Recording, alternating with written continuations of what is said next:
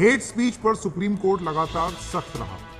बावजूद इसके ऐसे मामले देखने को मिलते हैं, लगातार हो रहे हैं। सांप्रदायिक हिंसा की घटनाएं नहीं रुक रही। अभी नूह में दंगे भड़के थे, आप सबको मालूम है। 31 जुलाई को हिंसा हुई थी। वहां लंबे समय तक इंटरनेट को बंद करना पड़ा था, अब खोल दिया गया है। कर्फ्यू लगाना पड़ा था, अब वो भी खोल दिया गया है, उसमें रियायत दे दी गई। वहीं कुछ लोगों की जान तक भी गई। 2 लोगों के नाम सामने आए, एक मोनू मानेसर और दूसरा बिट्टू बजरंगी। इन दोनों पर आरोप कि इन्होंने व्हाट्सएप के जरिए नफरत फैलाई, सोशल मीडिया पर जाकर के पोस्ट बनाए। उसके बाद उसकी प्रतिक्रिया में वहां पर बहुत सारे दूसरे समुदाय के लोगों ने भी अपनी इसी तरीके से नफरती भाषण दिए। यानी कि भड़काऊ और नफरती बयानों को लेकर के एक तरफ से वार, दूसरी तरफ से पलटवार, नफरत दोनों फैला रहे। और इसके चलते जमीन पर हिंसा हुई और जमीन तैयार की। 31 जुलाई को जब नूह से यात्रा गुजर रही थी तो लोगों को ये लगा कि ये दोनों भी उसमें आ रहे हैं, क्योंकि अपने वो पोस्ट पर, सोशल मीडिया के पोस्ट पर ये सब बयान दे रहे थे। नफरती बयान वहां से भी आए।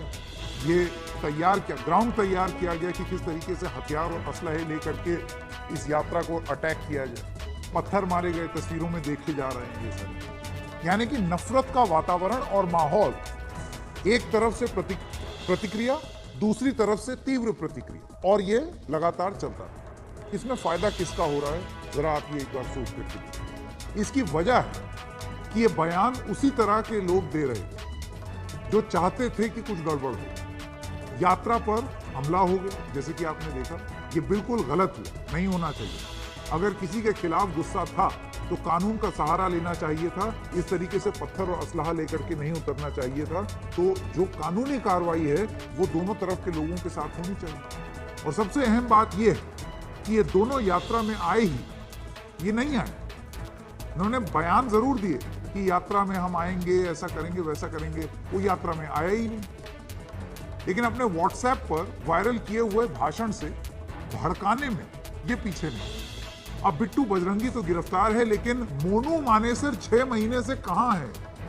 जुनैद और नासिर हत्याकांड का आरोपी मोनू मानेसर, जो उस समय भी फरार था, जो अभी भी भड़काऊ भाषण दे करके फरार है, पुलिस की गिरफ्त में नहीं है, लेकिन सोशल मीडिया में मीडिया से भी बात कर रहा है, सोशल मीडिया पर भी आ रहा है। ये कैसा फरार है यार? इसका जवाब पुलिस अधिकारियों के पास बिल्कुल भी नहीं है। ये वही मोनू मानेसर है, जैसे कि मैंने थोड़ी देर पहले आपको बताया, जो नासिर और जुनैद की बेरहमी से भिवानी में हत्या का एक आरोपी है। एक बार फिर सुप्रीम कोर्ट ने हेट स्पीच पर अपनी टिप्पणी दी। जैसे कि हम आपको बता रहे हैं, एक माहौल तैयार करता है नफरत का, दूसरा उस पर प्रतिक्रिया देता है।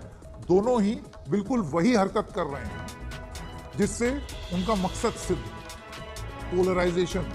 उसके बाद अलग अलग इकोसिस्टम जो है वो दूसरे का नफरत उजागर करे। यानी कि एक पूरा वाद और विवाद होता है कि तुम्हारा नफरत वर्सेस मेरा नफरत, इसका नफरत इतना, मेरा नफरत इतना, वो देखो उसने कितनी नफरत की, वहां उसने वो नफरत की थी। इसी तरीके से जमीन तैयार की जाती है।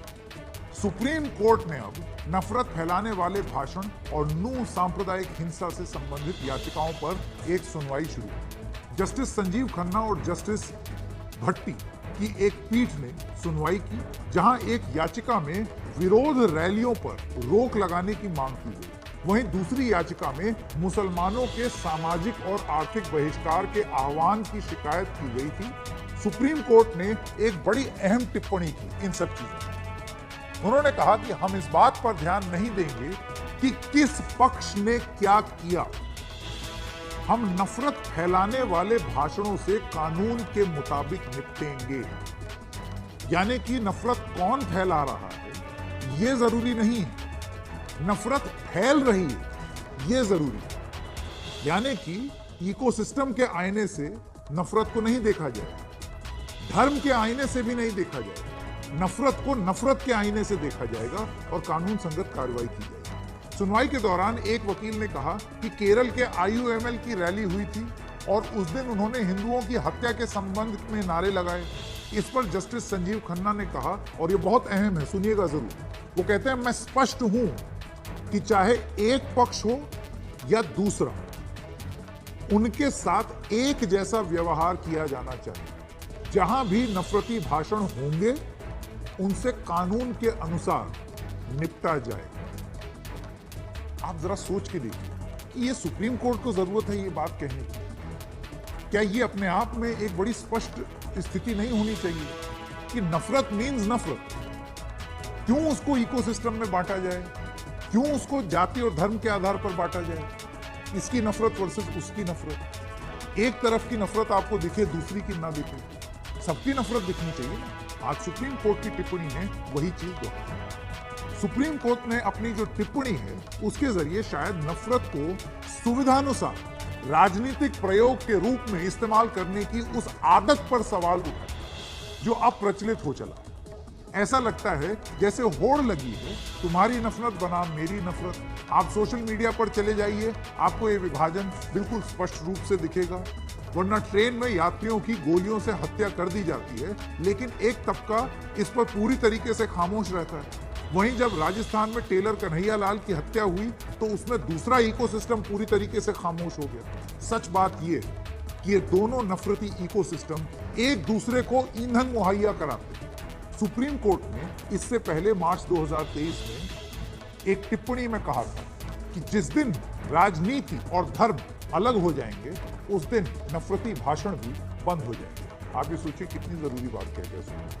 Justice DV. नागरत्ना ने पूर्व प्रधानमंत्री जवाहरलाल नेहरू और अटल बिहारी वाजपेयी की मिसाल देते हुए कहा कि वाजपेयी और नेहरू को याद कीजिए जिन्हें सुनने के लिए लोग दूर दराज से इकट्ठा होते, हम कहां जाए। इसके बाद अप्रैल 2023 में सुप्रीम कोर्ट ने कहा कि हेट स्पीच पर स्वतः संज्ञान लेकर एफआईआर दर्ज की। सुप्रीम कोर्ट ने सभी राज्यों और केंद्र शासित प्रदेशों को निर्देश दिए कि ऐसे भाषण जो नफरत से भरे हों उन्हें गंभीर अपराध करार दिया। पिछले साल हेट स्पीच पर सुप्रीम कोर्ट ने 3 राज्यों उत्तर प्रदेश, दिल्ली और उत्तराखंड पर आदेश दिया, जिसे बढ़ाते हुए पूरे देश में लागू कर दिया गया। सुप्रीम कोर्ट ने अधिकारियों को स्पष्ट रूप से कहा कि कार्रवाई करने में किसी भी तरह की हिचकिचाहट को शीर्ष अदालत की अवमानना के तौर पर देखा जाए। यानी कि अगर आप आनाकानी करेंगे तो उसको insult to the supreme court देखा जाए। हेट स्पीच पर 11 अगस्त को सुनवाई के दौरान सुप्रीम कोर्ट ने कहा था कि केंद्र सरकार ऐसे मामलों से निपटने के लिए कमेटी बनाए। हेट स्पीच, हेट क्राइम पूरी तरीके से अस्वीकार्य है। भविष्य में ऐसी घटनाएं ना हो इसके लिए मैकेनिज्म बनाना जरूरी है। हमें इस समस्या का हल निकालना है। कोर्ट लगातार हेट स्पीच पर आदेश पे आदेश, टिप्पणी पे टिप्पणी सब कुछ कर रहा है, लेकिन नतीजा क्या हो रहा है? कुछ नहीं, नीलवटे सन्नाटा। लगातार हेट स्पीच हो रही है। पलवल में हुई महापंचायत में, हरियाणा में और अलग अलग जगहों पर हो रही है। पुलिस की मौजूदगी में हो रही है और पुलिस क्या कर रही है? कैचअप। बाद में आप एक आधा एफआईआर कर लेंगे, फिर एक इकोसिस्टम खड़ा हो जाएगा, फिर इकोसिस्टम दूसरे इकोसिस्टम को याद दिलाएगा, फिर वो पहला वाला इकोसिस्टम दूसरे को याद दिलाएगा। ये एक चक्र चलता चला जाए।